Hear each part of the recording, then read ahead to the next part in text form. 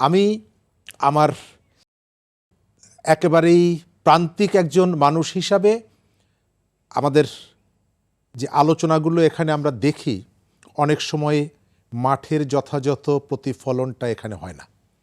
রাজনৈতিক দলগুলো প্রার্থী চায়, অনুগত প্রার্থী চায়, যার টাকা আছে, পেশি শক্তি আছে এবং যিনি নির্বাচনে বিজয়ী হয়ে আসতে পারবেন। সংসদ নির্বাচনে রাজনৈতিক দলগুলো প্রার্থী করার পেছনে অন্য কোনো ইকুয়েশন কাজ করে না। প্রার্থীর যোগ্যতা এখানে ইম্পর্টেন্ট না, ইম্পর্টেন্ট হচ্ছেন কে পাশ করে আসতে পারবে, বিজয়ী হয়ে আসতে পারবে এবং দলের এমপির সংখ্যা বাড়াতে পারবে।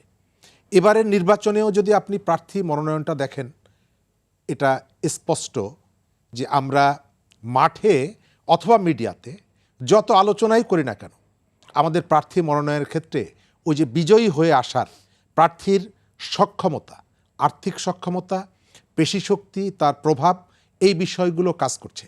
এবং এখন পর্যন্ত যেহেতু প্রার্থীর নামগুলো পরিষ্কার না, হয়তো অনেকগুলো জায়গায় প্রার্থী পরিবর্তন হতে পারে, সেই কারণে আমরা বুঝতে পারছি না, কিন্তু আরও কয়েকদিনের মধ্যে আমরা বুঝতে পারবো যে রাজনৈতিক দলগুলোর মূল টার্গেটই হচ্ছে যাকে মনোনয়ন দেওয়া হবে তিনি যেন পাশ করে আসতে পারে এবং এই ধরনের প্রার্থীদেরকেই তারা খুঁজে বের করে। আপনি খেয়াল করে দেখবেন মিডিয়াতে মাঝে মাঝে নিউজগুলো আসে যে বিজয়ী হওয়ার মতন যোগ্য প্রার্থী খুঁজছে অমুক রাজনৈতিক দল। অর্থাৎ আমরা যতই বলি না কেন যে আমরা পরিবর্তন, আমরা সংস্কৃতিতে পরিবর্তন, এই আলোচনাগুলো মূলত আমরা যখন মিডিয়াতে বসি অথবা সোশ্যাল মিডিয়াতে বলি, কিন্তু মাঠের চিত্রটা, ভোটারদের মনোজগতের জায়গাটা আমাদের এই চিন্তাটা খুব বেশি আঘাত করে না। এখন পর্যন্ত বাংলাদেশের নির্বাচনে প্রার্থী বলতে মার্কার ভোট হয়, আপনি প্রতীকের জনপ্রিয়তা নিয়ে ভোট হয়, ব্যক্তির জনপ্রিয়তাটা সেকেন্ড স্টেজে থাকে, কিন্তু ফার্স্ট স্টেজে কোন মার্কার জনপ্রিয়তা কতটুকু। এর সাথে সাথে আমরা যারা ভোটার, আমাদের যে দায়িত্বটা আছে, এই দায়িত্বটাও আমাদের মধ্যে আমরা অনেক সময় ভুলে যাই। আমাদের কাছে এটি, আমার নিজের অভিজ্ঞতার থেকে বলছি, আমার একটা জাতীয় সংসদ নির্বাচনে নিজে প্রার্থী হওয়ার অভিজ্ঞতা আছে। সেই অভিজ্ঞতার থেকে আমি বলছি, আমাদের ভোটারদের মধ্যেও, আমি সব ভোটারের কথা বলছি না, আমাদের ভোটারদের মধ্যেও এক ধরনের প্রবণতা আছে। আমরা ভালো মানুষ, তিনটা কাজের সময় ভালো মানুষ খুঁজি। এক হচ্ছে মেয়ে বিয়ে দেওয়ার সময় ভালো ছেলে খুঁজি, ঘর ভাড়া দেওয়ার সময় ভালো ভাড়াটিয়া খুঁজি এবং লজিং মাস্টার রাখার সময়।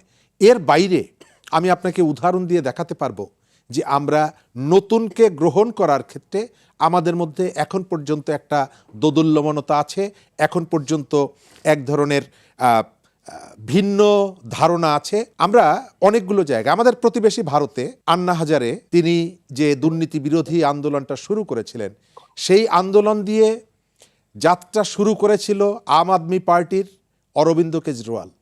তিনি ঝাড়ু মার্কা নিয়ে দুটো রাজ্যে ক্ষমতায় গেছেন।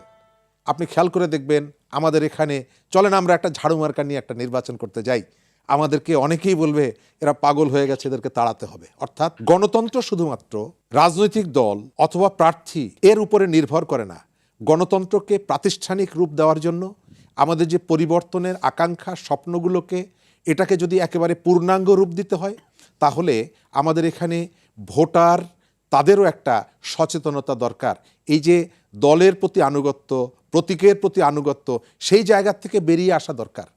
1991 সালের যে নির্বাচনটি হয়েছিল আমার পরিষ্কার মনে আছে, ঢাকার বঙ্গবাজার যে এরিয়াটা, সেখানে প্রার্থী হয়েছিলেন তখন বিএনপি থেকে বহিষ্কৃত বিএনপির একসময়ের মহাসচিব কে এম ওবায়দুর রহমান। তিনি দিন শেষে তার যে প্রতীক ছিল সেখানে প্রায় তিনি 30,000 ভোট পেয়েছিলেন। আমরা তখন বিশ্ববিদ্যালয়ের পড়াশুনো করি, ছাত্র আন্দোলনের নতুন কর্মী, এটি নিয়ে ব্যাপক আলোচনা হলো যে এত ভোট কোথা থেকে এলো। পরে দেখা গেল তার যে মার্কাটা ছিল জাহাজ, এবং ওই সময় বিচিত্রা পত্রিকা একটা রিপোর্ট করেছিল এবং সেখানে তারা অনেক ভোটারের কাছে জিজ্ঞেস করেছিল কেন ভোট দিয়েছেন, বলছে বড় নৌকায় ভোট দিয়েছি। আমাদের এই ভাবনার জায়গা থেকে আমাদেরকে বেরিয়ে আসা দরকার, এই যে মাইন্ড সেট আপটার থেকে আমাদেরকে বেরিয়ে আসা দরকার। আমরা যে রক্ত ঝরা যে অভ্যুত্থান, এই অভ্যুত্থানের যে আকাঙ্ক্ষা, যে প্রেরণা, সেই প্রেরণা কি এখন পর্যন্ত স্পর্শ করেছে প্রান্তিক মানুষের কাছে, ভোটারের কাছে? আমি শুধুমাত্র কেন 2-3 প্রার্থী ভোটার থাকবে, কেন প্রার্থী হবে, এই দাবিটা কিন্তু অনেক দিন ধরে এসেছে। যে আমাদের যে সংস্কারের যে সুযোগটি এসেছে, এই সুযোগটা আমরা কাজে লাগাতে পারলাম না কেন? একটা আসনে 3 জন প্রার্থী, 3 জনের কাউকে আমার পছন্দ হলো না। 3 জনকে আমি দেখি টাকওয়ালা, পেশিশক্তির গডফাদার, আমি ভোট না ভোট দিব। কিন্তু সেই ব্যবস্থাটা, না ভোটের একটা ব্যবস্থা হলো, বিনা প্রতিদ্বন্দ্বিতায় জিতে আসার পদ্ধতিকে আটকে দেওয়ার জন্য হলো। কিন্তু কোনো একটা আসনে যদি আমার অপছন্দের কেউ থাকে, তাকে আমি না ভোট দিব 3 জনকেই, এই অপশনটা আমরা কেন রাখলাম না? এটা কি সংস্কারের অংশ না? অবশ্যই অংশ। এটা কি মানুষ প্রত্যাশিত না? অবশ্যই। কিন্তু আমাদের যে সিস্টেমটা আছে, এই সিস্টেমটা আমরা যতই বাইরের থেকে বলি না কেন, আমরা ভাঙতে চাই না। আজকে আপনি দেখছেন নির্বাচনের প্রার্থী জোট নিয়ে যে আলোচনাগুলো হচ্ছে, আমরা এতদিন ধরে যাদের কাছ থেকে নতুন রাজনীতির কথা শুনছি, আমরা এতদিন ধরে যাদেরকে একটা নতুন রাজনীতির জন্য রক্তাক্ত হতে দেখেছি, আমরা এতদিন ধরে একটা নতুন রাজনীতির জন্য, নতুন ব্যবস্থাপনার জন্য যাদেরকে জেলে ঢুকতে দেখেছি, আজকে এসে দেখছি সেই পুরনো বন্দোবস্তর মধ্যে তারা ফিরে যাচ্ছে। একটা বা দুটো আসনের বিনিময়ে দলটাকে বিলুপ্ত করে দিচ্ছে। আমাদের প্রতি বছর একটা নির্বাচন আসে এবং নির্বাচনের মধ্য দিয়ে নতুন নতুন ইতিহাস আমরা রচনা করি, যে ইতিহাসগুলো গৌরবের ইতিহাস না, যেগুলো গ্লানির ইতিহাস।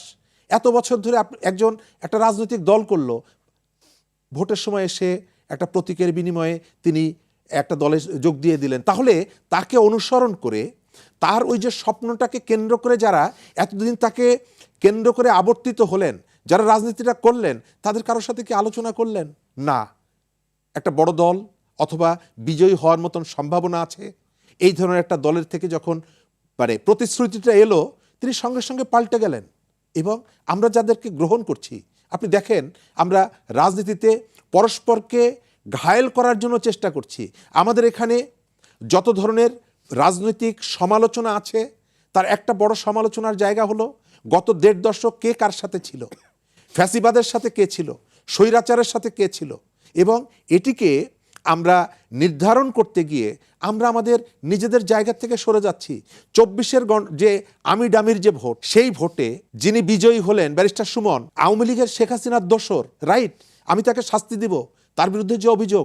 কিন্তু যিনি বিজয়ী হলেন না 24-এর ইলেকশনে, মেজর আক্তার সাহেব, তাকে একটা দল গ্রহণ করে নিল এবং বলছে যে তিনি আমাদের আন্দোলনকে, আমাদের আদর্শকে সুপ্রতিষ্ঠিত করবেন। তার অর্থ হলো যে আপনি যখন আমার প্রতিপক্ষের সঙ্গে থাকছেন, তখন একই কাজ করার পরেও আপনাকে আমি শত্রু মনে করছি, কিন্তু আপনি যখন আমার সঙ্গে আসছেন, আমার সাথে যখন আপনার একটা ঐক্য হচ্ছে, চিন্তার ঐক্য, তখন আপনার সমস্ত বিপদগুলো বা আপনার সমস্ত দোষগুলো আমি ভুলে যাচ্ছি।